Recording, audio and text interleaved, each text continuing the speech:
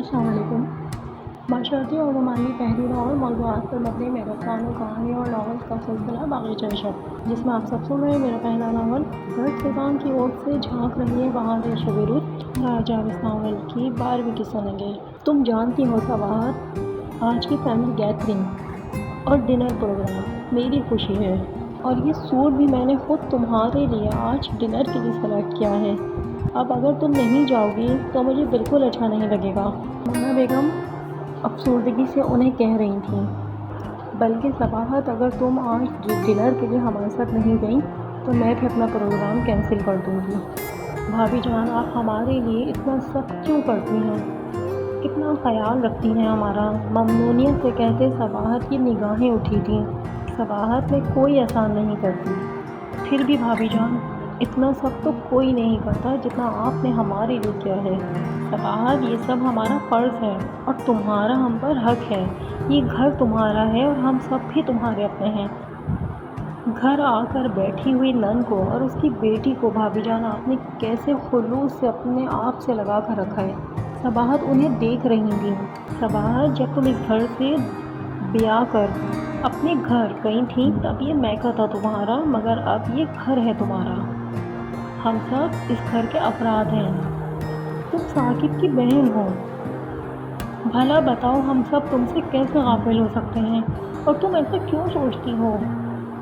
रुमाना बेगम ने बैठ कर रखे दोनों सूट खोल कर उनकी जानिब फैलाए। भाभी जान, जैसा आप सोचती हैं ऐसा कोई नहीं सोचता। सबाहत मुस्कुराई। अम्मी जान को बड़ा यकीन था आप पर भाभी जान, और भाभी जान आपने भी तो अम्मी जान के इस यकीन को कायम रखा हुआ है ना। सबाहत, अम्मी जान ने मुझे कभी अपनी बहू नहीं समझा, हमेशा अपनी बेटी ही समझा है। और जानती हो सबाहत, जब तुम वापस यहाँ आई थी तब अम्मी मुझे क्या कहती थी? अम्मी कहती थी, दुल्हन तेरी नन इस दहलीज पर आकर बैठी है, पर तू इसे अपनी बहन ही समझना। ये अरसा दो अरसे का साथ नहीं है कि तू नन समझकर उसे फिर से ब्याह देगी। बेटी ज़िंदगी भर का साथ है, सो इसे बहन की तरह ही समझना और इस घर में रखना। और जानती हो सबाहत, अम्मी जान अगर ये सब मुझे नहीं कहती मैं तब भी ऐसा ही करती। मैं जानती हूँ भाभी जान, एक वक्त गुजारा है आपके साथ, आपकी खूबियों और आला ज़रफ़ी की दिल से कायल हूँ। ये बताओ, ये सूट कैसा है?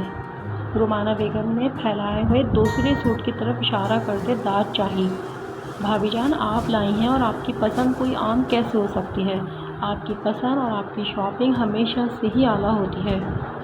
ठीक है सबाहत, बस अब तुम ये ही शाम में पहनोगी। रुमाना बेगम ने लगावट से इसरार किया। ठीक है भाभी जान, जैसे आपकी खुशी। थैंक यू सबाहत, तुम हमेशा मेरा मान रखती हो। और सुनो, मुझे लाजवाब मत करना। जानती थी ना सबाहत, उनकी की हुई तारीफ़ को वापस उन्हीं की जानिब कर देती थी। सबाहत रुमाना बेगम को सराहती और रुमाना बेगम मुस्कुरा कर रह जाती। सबाहत, ज़रा देखो, ज़ाविया और शाज़मीन कहाँ हैं, क्या कर रही हैं? तुम जानती हो ज़ाविया तो तैयारी में वैसे कितना वक्त लगाती है। भाभी जान, मैं अभी देख लेती हूँ। मुझे ये समझ नहीं आ रहा दोपहर की इस वक्त में हम दोनों इस तरह अचानक घर से निकलकर आइसक्रीम खाने क्यों आ गए हैं। अम्मी ने मुझे कहा था आकर कुकिंग में अम्मी का हाथ बटाऊं, और तुम मुझे यहाँ ले आई हो। देखना सख्त नाराज़ होंगी अम्मी। शाज़मीन फ़िक्रमंदी से बोली। कुछ नहीं कहेंगी पुप्पो जानी, मैं कह दूँगी तुम्हें अपने साथ लेकर मैं गई थी। बेफिक्र रहो, मुझ पर छोड़ दो। ज़ाविया ने हमेशा की तरह बेनियाजी से उसे जवाब दिया था। मगर आखिर हम यहाँ क्यों आए हुए हैं ज़ाविया? ज़रा देर और गुजरी, उसने देखा था ज़ाविया उसी तरह मिरर में ख़ुद को देखने में महकती, अपने खुले घुंघराले बालों की लटों को आगे पीछे करती, शान बेनियाज़ी से ख़ुद को देखती, एक अदा से मुस्कुराती, तो इसी तरह मिरर में ख़ुद को देखने में महकती। कुछ पूछ रही हूँ ज़ाविया मैं तुमसे। शाज़मीन, तुम अपना मुँह बंद करके बैठोगी? नहीं, मुझे सीधी तरह बताओ कि हम यहाँ क्यों आए हैं।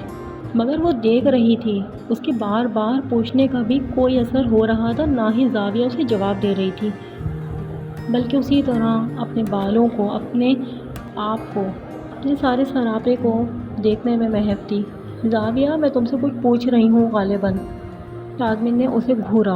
اب شازمین، میرا دل چاہ رہا تھا آئس کریم کھانے کو، اس لیے سرسری سے انداز میں جواب دیتے زاویہ نے مرر واپس بیگ میں رکھا۔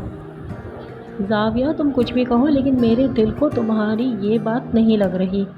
شازمین بغور اسے دیکھ رہی تھی۔ تو میں کیا کروں؟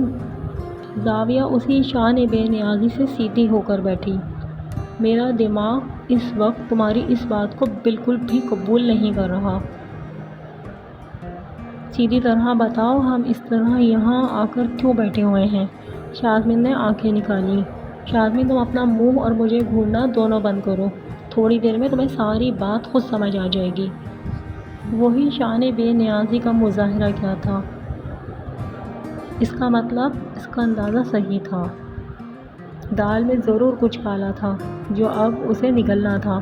اس سے پہلے کہ شازمین اسے اور کچھ کہتی، سہیل ان کی ٹیبل تک آ گیا تھا۔ ایک مسکراہٹ کا تبادلہ زاویہ اور سہیل دونوں طرف سے ہوا۔ مجھے دیر تو نہیں ہوئی؟ وہ پوچھ رہا تھا۔